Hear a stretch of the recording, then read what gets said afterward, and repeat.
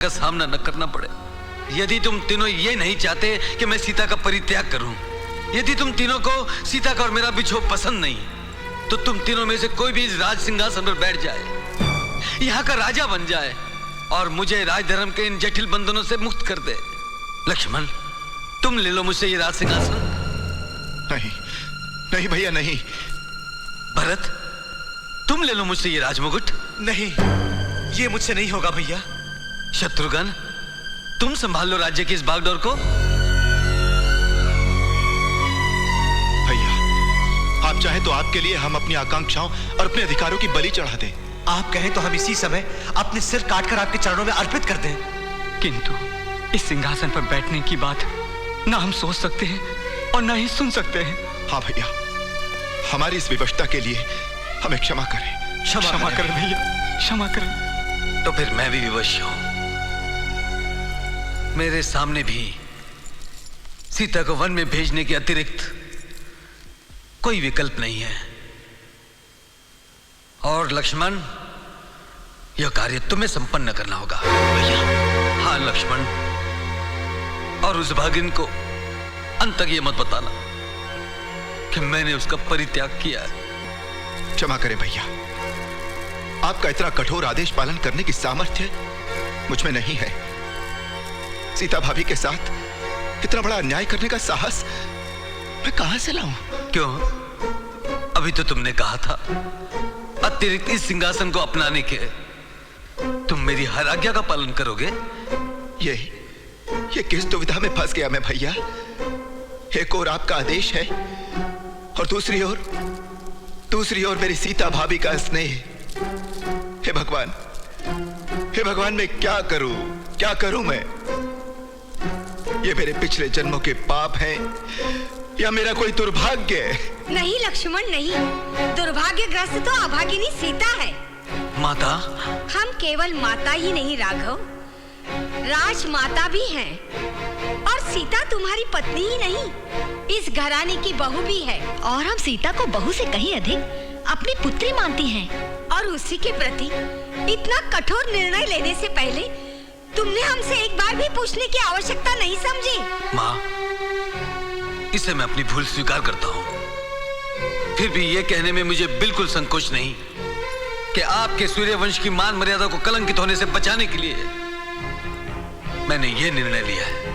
अर्थात तुम ये कहना चाहते हो कि इतिहास के स्वर्णिम पृष्ठों पर जब सूर्यवंश की कथा लिखी जाएगी तो ये भी लिखा जाएगा कि वंश की मर्यादा बचाने के लिए एक नारी, वो भी गर्भवती, कुल के दीपक की मां बनने वाली नारी को अबला बनाकर सूर्यवंशी महाराजा ने वन में ठोकरें खाने के लिए भेज दिया।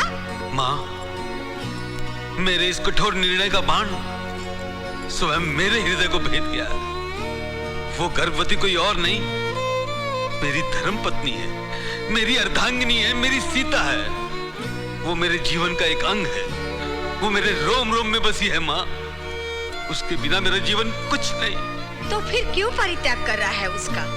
मैं क्या करूं माँ, मेरे दोनों हाथ बंधे हैं। एक हाथ प्रजा को दिए हुए वचन की डोर से, तो दूसरा हाथ राजधर्म की निर्वाह की सौगंध से। मैंने आपके इन तीनों पुत्रों से कहा कि मुझे इस राज सिंहासन से मुक्त कर दें, परंतु इन्होंने मेरी विनती, मेरे आदेश को ठुकरा दिया। आप मां हैं, यदि आप चाहती हैं कि सीता के साथ अनर्थ ना हो तो समझाइए इन्हें, पूछिए इनसे ये मेरी बात क्यों नहीं मानते।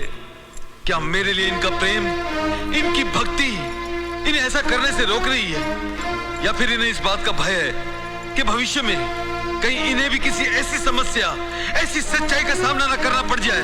पूछिए इनसे मां, पूछिए इनसे।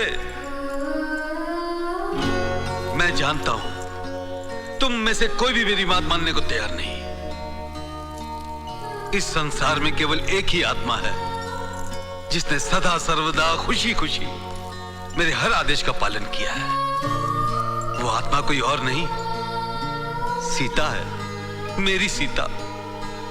दुर्भाग्य से उस बेचारी ने मेरी पत्नी बनने का पाप किया है।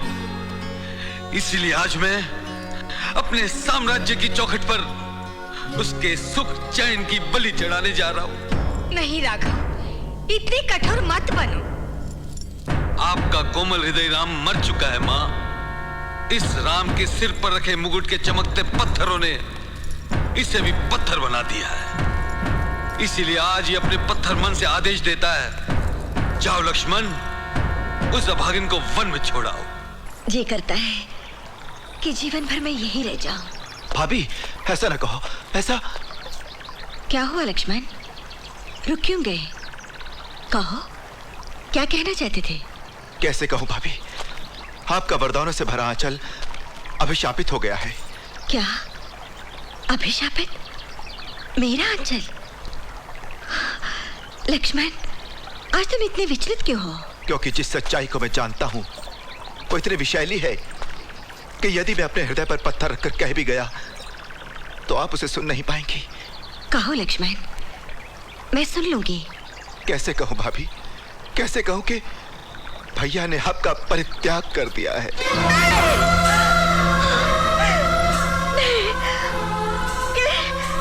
ये संभव नहीं है, ऐसा नहीं हो सकता। लक्ष्मण, लक्ष्मण, तुमने ठीक से तो सुना है ना? हाँ भाभी।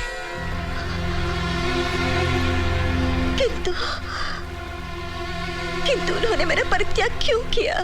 क्योंकि एक नागरिक ने उन पर यह आरोप लगाया है कि रावण के यहां रहने के बाद भी आपको पवित्र मानकर उन्होंने आपको स्वीकार करने की भूल की है।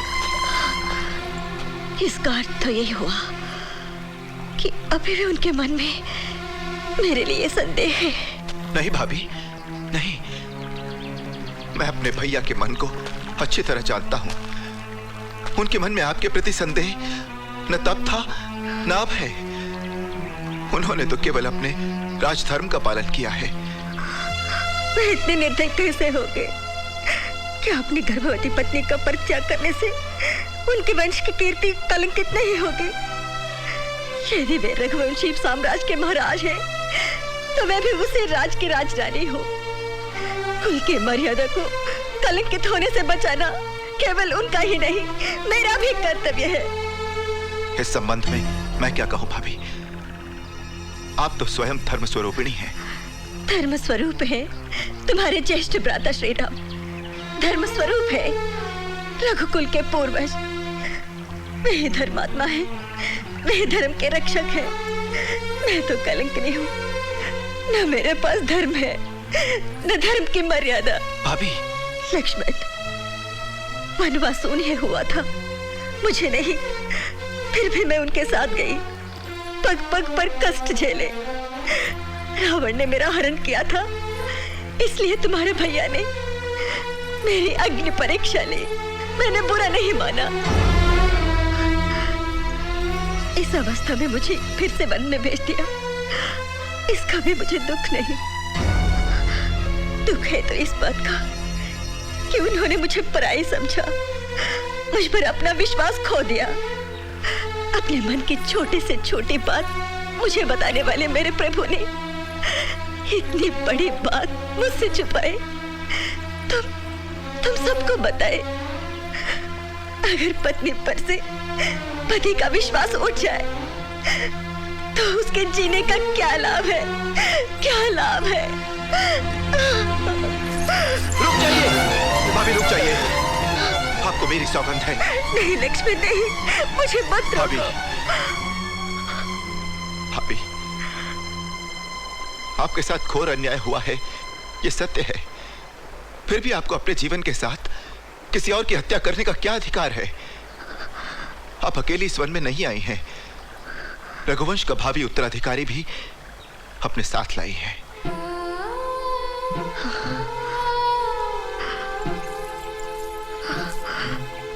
भावी उत्तराधिकारी? लक्ष्मण, वन में भटकती ऐसी अभागन से यदि किसी ने पूछ लिया कि ऐसी अवस्था में तुम्हारे स्वामी ने तुम्हारा त्याग क्यों कर दिया, तो मैं क्या उत्तर दूंगी? क्या उत्तर दूंगी? इन्हीं प्रश्नों का उत्तर देने के लिए आपको जीवित रहना है। आपको पता है भाभी, भैया के मन में आपके लिए कितना स्नेह है। और ये आप भी जानती हैं कि आप इस संसार में नहीं हैं। ये सुनते ही भैया पल भर में अपने प्राण त्याग देंगे। जानते हो, किंतु आज उन्होंने मेरे साथ जो इतना बड़ा छल कपट किया है, उससे मैं अपना संभल खो बैठी। और आवेश में न जाने मैंने उन्हें क्या क्या कह दिया। लक्ष्मण, मेरी ओर से उनसे क्षमा मांग लेना और मेरा अंतिम संदेश दे देना कि मैं स्वप्न में भी रघुकुल की मर्यादा को कलंकित नहीं होने दूंगी। भाभी, भाभी, आपसे मुझे सदा ही पुत्र जैसा स्नेह मिला है। आपके चरणों को छूकर मैं हर दिन प्रातः आपसे आशीर्वाद लिया करता था। अब ये पावन चरण मुझे कहां मिलेंगे?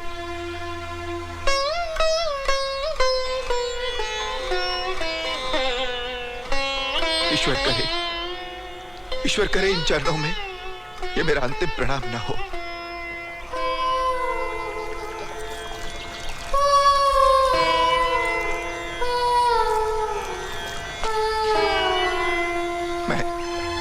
मैं जा रहा हूं।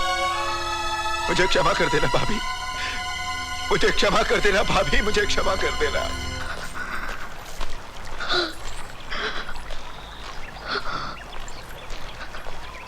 लक्ष्मण, मेरा एक छोटा सा निवेदन है। आज्ञा दीजिए। लक्ष्मण, कुलदीपक के जन्म के अवसर पर महल के दास दासियों को न जाने क्या क्या उपहार देने के लिए सोचा था मैंने, परंतु अब उस अवसर पर जाने कहां रहूंगी मैं। अब मेरे पास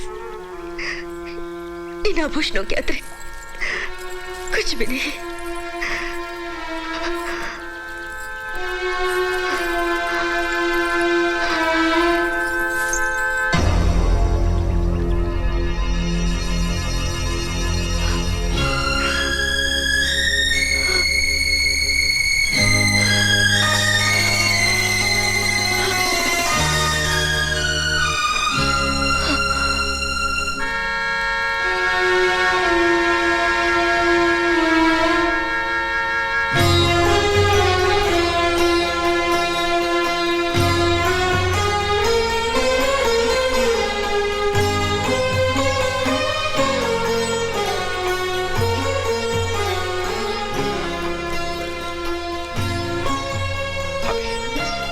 भाभी, आप धन्य है।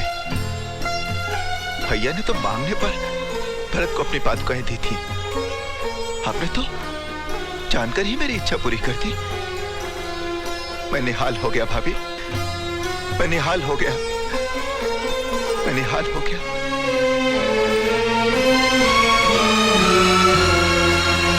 अपनी पुत्री को दुखी मत करो। पुत्री, तेरा दुख देखकर मेरा तन मन अपने वश में न रहा। किंतु पुत्री, मैंने तुझे कहां दुख दिया है? माँ, मैं नरक से भी बड़ी यातनाएं सह सकती हूँ, किंतु मेरे प्रभु को तनिक भी कष्ट हो ये नहीं सह सकती। राम, अपनी गर्भवती पत्नी को वन में भिजवाने वाला राम कठोर है, निर्दयी है। फिर भी तू उसके लिए मेरे प्रभु, मेरे राम कह के रोती है। पुत्री हो तुम्हारी, जो जी में आए कह लो, किंतु मेरे प्रभु श्री राम को दोष दोगी ये नहीं सह सकती। राम से तेरा विवाह हुआ, किंतु उसने तुझे क्या दिया? 14 वर्ष का वनवास, विरह वेदना, अग्नि परीक्षा। और अब जब महलों का सुख भोगने का समय आया तो फिर वनवास दे दिया। क्या कहूँ ऐसे राम को? नहीं माँ, नहीं। राम के नाम से मेरी सांसों की डोर बंधी है। उनके लिए ऐसा मत कहो, ऐसा मत कहो। सीता, जाने दो माँ, अब मैं कुछ नहीं कहूंगी, तुम भी कुछ नहीं सुनोगे। अच्छी बात है, किंतु पुत्री, इस दशा में तू वन्य जीवन के कष्ट नहीं सह पाएगी। चल, मेरे साथ चल। माँ की ममता माँ के आंचल की छाव और माँ की गोद से बड़ा सुख संसार में कहीं भी नहीं मिल सकता। फिर भी अभी मैं तुम्हारे साथ नहीं चल सकती माँ। क्यों पुत्री? माथे पर कलंक का टीका लेकर कैसे चलूं माँ?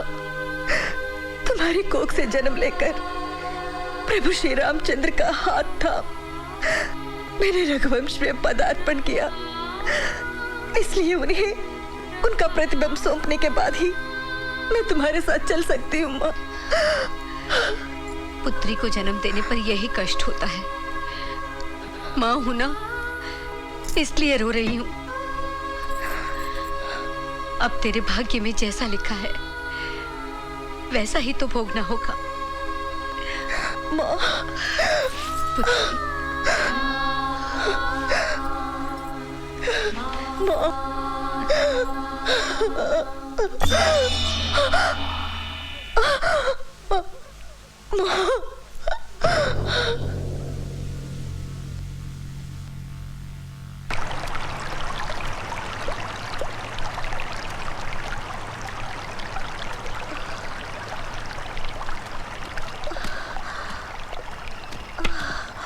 तुम कौन हो देवी, और अकेली इस निर्जन वन में क्या करने आई हो? आपके प्रश्न का मैं क्या उत्तर दूं मुनिवर? दुर्भाग्य ले आया।